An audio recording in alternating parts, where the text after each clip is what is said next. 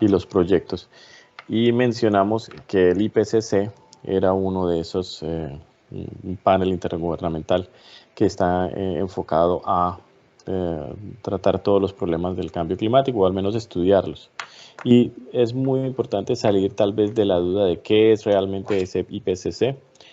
¿Por qué? Porque los lineamientos de los modelos y los datos que ustedes van a estar descargando en Internet están orientados a eso. Hay una conexión con las metas de desarrollo del milenio, los Sustainable Development Goals, con el cambio climático, obviamente.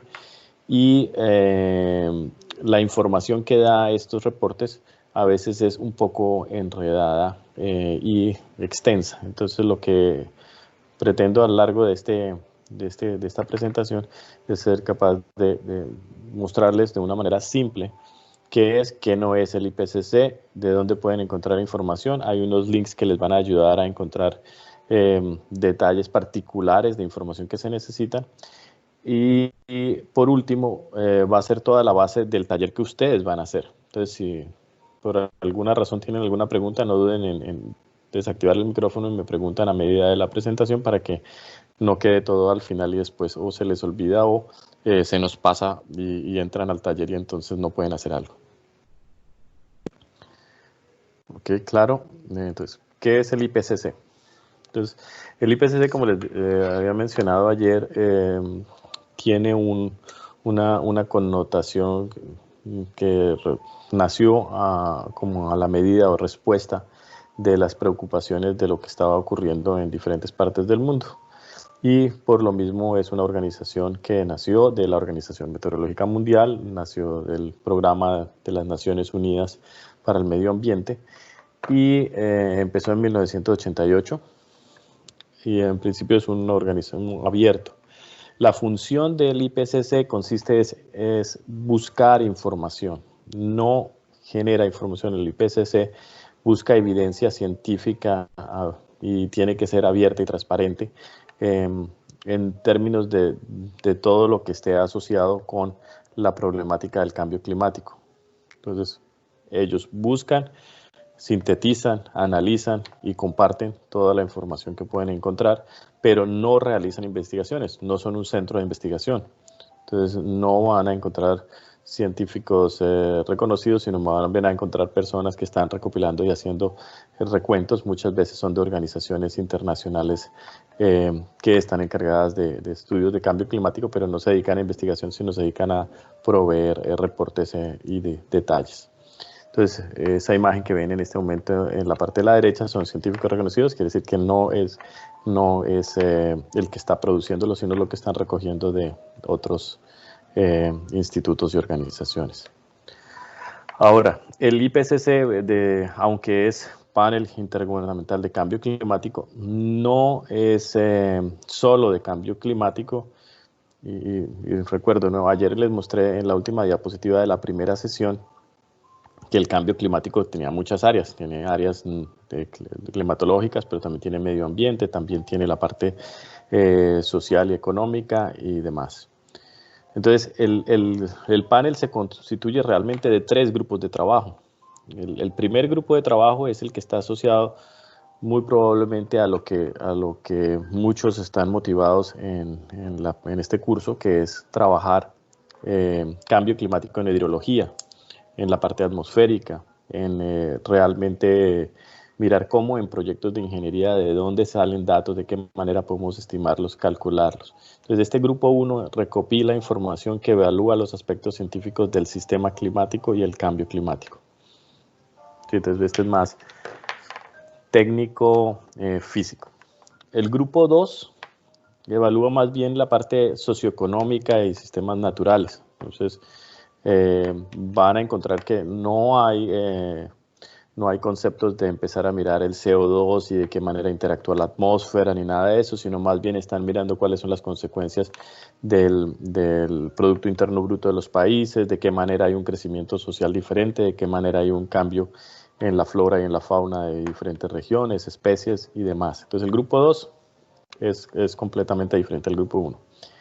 Y el grupo 3 evalúa las posibilidades de limitar las emisiones. Y entonces, ¿qué es eso? Pues obviamente esa es la mitigación. mitigar los efectos del cambio de efectos de gases invernadero, el efecto del cambio climático. Entonces, en otras palabras, esto es adaptación. Entonces, el grupo de 3 investiga qué podemos hacer nosotros para mejorar las condiciones del clima. En el último reporte, que fue en el 2018, se creó un nuevo equipo especial de trabajo que estaba dedicado a mirar un poquito la parte de los efectos extremos, y hay un reporte especial, y lo vamos a ver en un par de minutos, que son los siguientes. Entonces, si se miran los reportes, van a encontrar que hay, se llaman Assessment Report 5, AR5, que es un reporte que se hace periódicamente para mostrar qué es lo que ha venido ocurriendo en el cambio climático. Y cada reporte es bastante extenso. Es bastante extenso. Entonces, recorrer uno de estos reportes pues es bastante complejo, tiene mucha información, a veces no se puede extraer fácilmente lo que uno está buscando. Entonces, cada grupo creó lo que se llama un SPM, un Summary for Policymakers.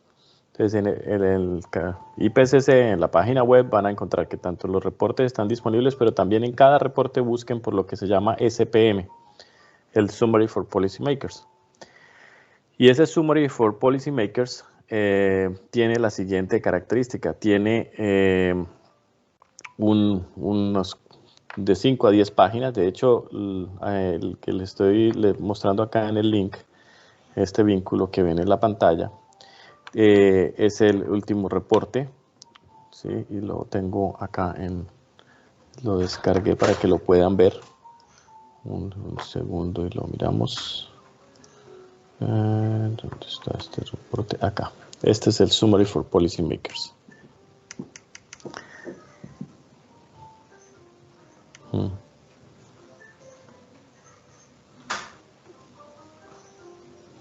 Sí.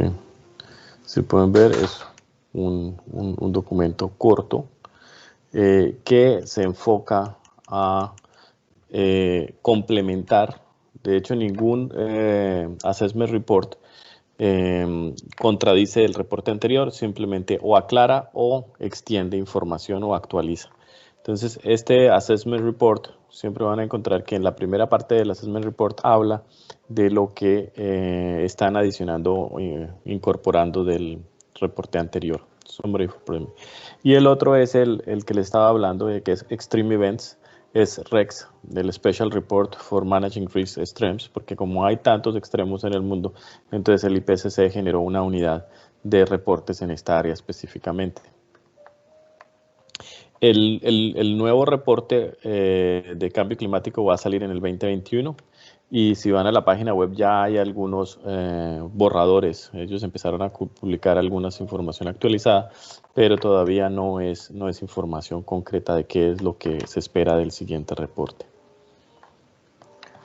Ok, de lo que les estaba comentando, entonces, claro que ellos no contradicen, siempre buscan construir del reporte anterior, pero en este caso particular, en el último del 2018, no hubo una contradicción, pero hubo un cambio de, si lo podemos llamar, un paradigma de evaluación del cambio climático.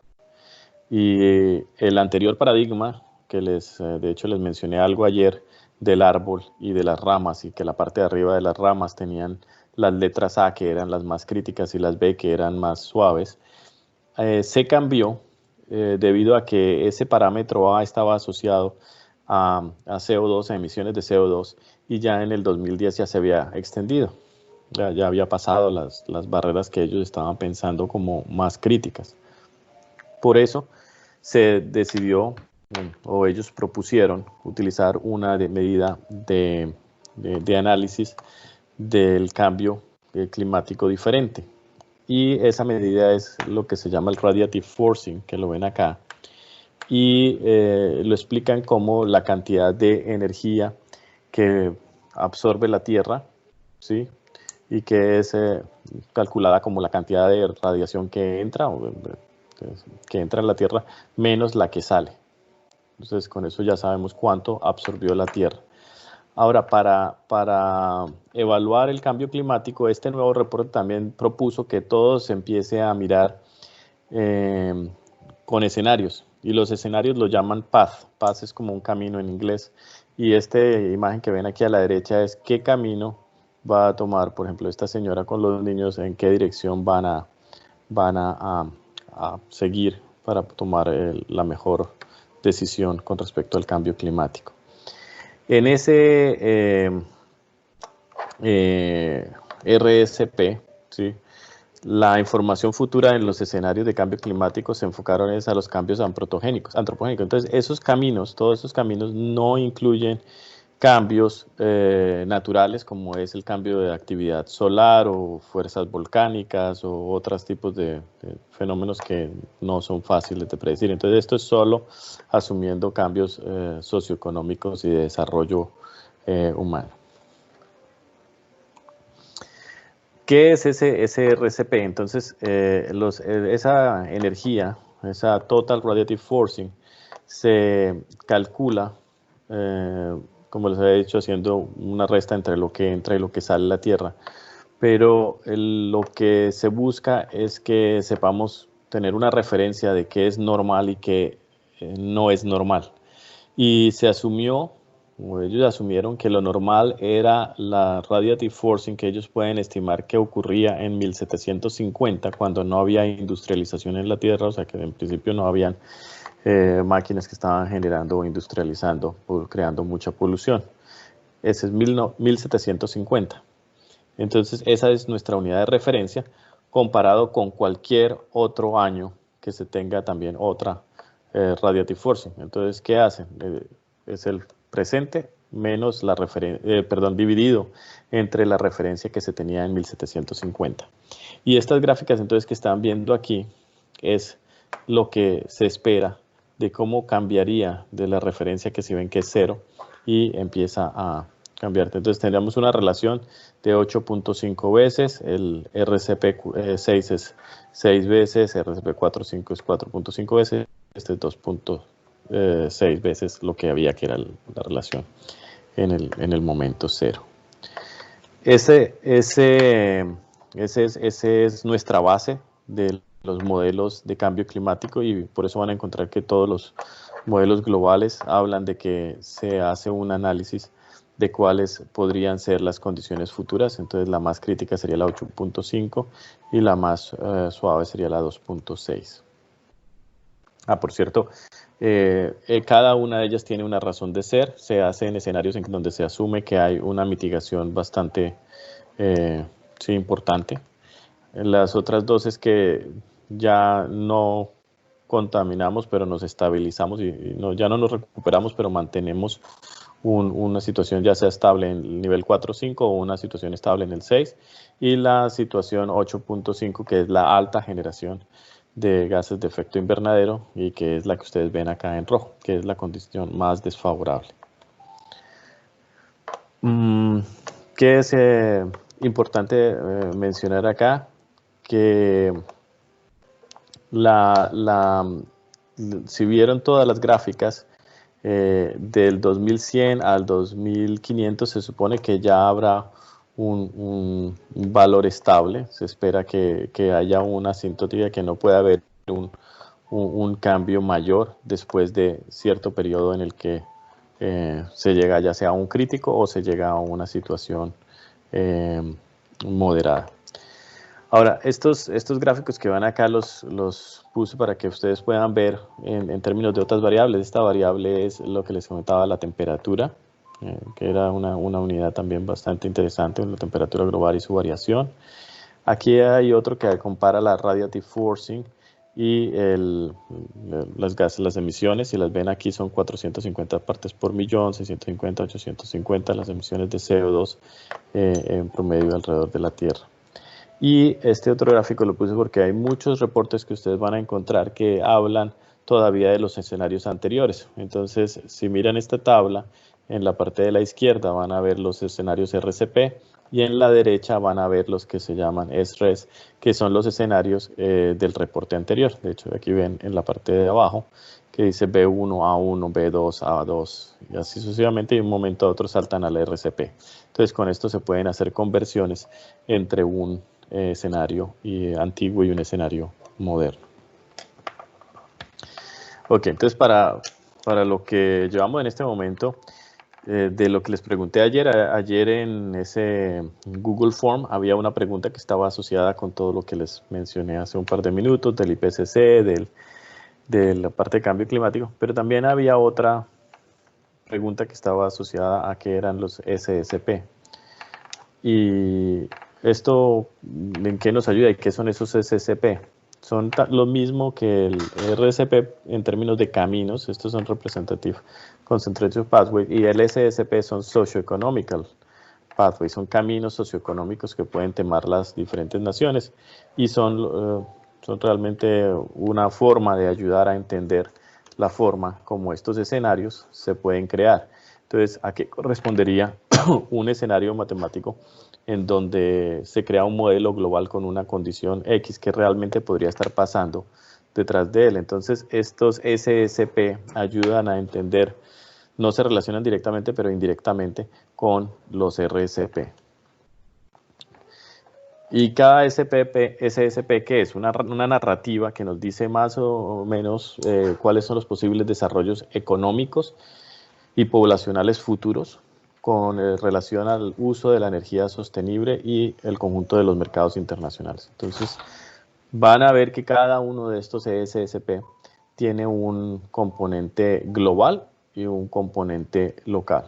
Cada uno de ellos tiene un reto de adaptación y un reto de mitigación. ¿Okay? Entonces, mitigación, lo que hablamos es que la mitigación me ayuda a bajar el impacto que se tiene el cambio climático, y la adaptación es que yo me preparo para el cambio climático. Esas dos cosas las van a ver en las narrativas que espero que ustedes lean en un par de minutos.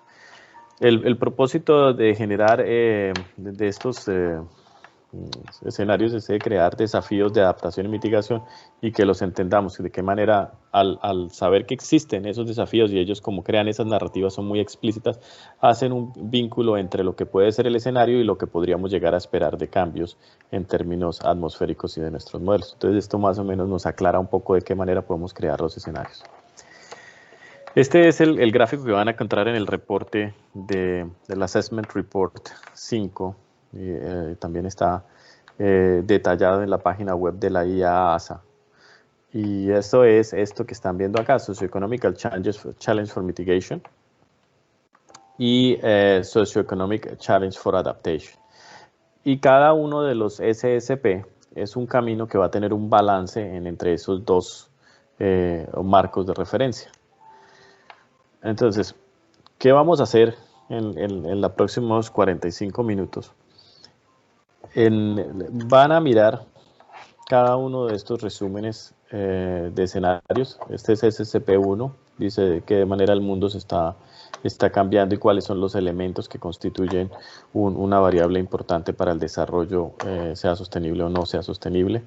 Estos resúmenes que están viendo son parte del Summary for Policy Makers que existe para estos SSP. Si lo encuentran van a ver que es mucho más extenso, hay unas 20 páginas por cada uno de estos SSP. Esto es un resumen muy corto que lo pueden utilizar como guía para la práctica que van a hacer, pero si quieren extenderse pueden mirar rápidamente por internet para entender qué es en más detalle si hay algo que no les quedó claro. Lo que sí me parece importante es que todos vayan, al menos lean un pedacito de todos para que sepan de qué se trata, aunque la actividad, ya les voy a explicar en un par de minutos, está diseñada tal que cada uno de ustedes se identifique con un escenario y asuma que ese escenario es el que va a ocurrir en la región que a ustedes les correspondió, y que describan ese escenario y lo comparen con los resultados que van a encontrar en la IASA. La IASA es una agencia internacional que se encuentra localizada en Austria. Si ven ahí dicen .academia.austria. Es un instituto internacional de investigaciones donde recopilan la información del Banco Mundial, la Organización para el Desarrollo de los Países en el mundo, la agencia de investigación de Max Planck en Alemania, tienen datos de todo el planeta de todo tipo de variables. Y ellos proveen de información asociada a los diferentes escenarios. Entonces, si uno quiere, además de entender cuáles son las variables y los parámetros de los posibles caminos que puede tener la sociedad de acuerdo a esos 5 características, o cinco grupos de acciones que se puede llegar a terminar desarrollando la Tierra. Esta organización, la IASA, ha creado gráficas como estas, que nos permiten ver país por país, nos permiten entender cuáles son los diferentes escenarios que hay en cada uno de ellos, y podemos ver de qué manera en los próximos, ya no son 100 sino ya 80 años, van a haber cambios en los diferentes países. Este que están viendo acá es Colombia. Si ven que yo seleccioné Colombia, estoy viendo el escenario de SCP-1 y estoy creciendo el GDP y por la parte con PPP. El sistema me permite mirar, comparar escenarios de las diferentes organizaciones. Si ven que tengo que es trabajo que se hizo por la IASA, pero también está viendo la OSD, que ha sido muy mencionada en Colombia por el cuento de que Colombia se vuelve país desarrollado. Y demás. Entonces, el trabajo de aquí pueden obtener datos e información específica de lo que es cada uno de esos escenarios, pero primero van a tener que leer un poquito del trabajo. El trabajo, al final, espero que puedan llegar a tener una grafiquita de estas en donde pueden ver la comparación del desarrollo de los escenarios y entender un poco más cuáles son las diferentes posibilidades de analizar con escenarios de lo que va a llegar a ocurrir en el futuro. Esta imagen solo la puse para que se den cuenta de que hay lo que les mencioné la vez pasada o les mencioné ayer con respecto a algunas medidas de adaptación de bastantes millonarios. Habían ideas de escudos espaciales que estuvieran orbitando la Tierra para proteger de las radiaciones solares y que pudieran mejorar la parte del calentamiento global, inyección de sulfato estratosférico, generar árboles modificados que tuvieran mucha mayor capacidad de captura de carbono, capturar el carbono por dentro de la Tierra, fertilización del océano para empezar a crear plantas y algas, agricultura en el mar, o la otra era abrillantar las nubes con agua de mar. O sea, hay una cantidad de ideas locas que en algún momento podrían llegar. Y en el último reporte van a ver que dicen que fue uno de los logros del IPCC es que a nivel de las Naciones Unidas, las metas de desarrollo sostenible, Sustainable Development Goals, el número 13 es el cambio climático, es una acción, y ya muchos o casi todos los países de las Naciones Unidas están en este momento intentando implementar, y el World Bank está dando recursos para que se implementen estas metas de desarrollo sostenibles, y entre ellas obviamente está el cambio climático, el cual implica que directamente hay un apoyo para que se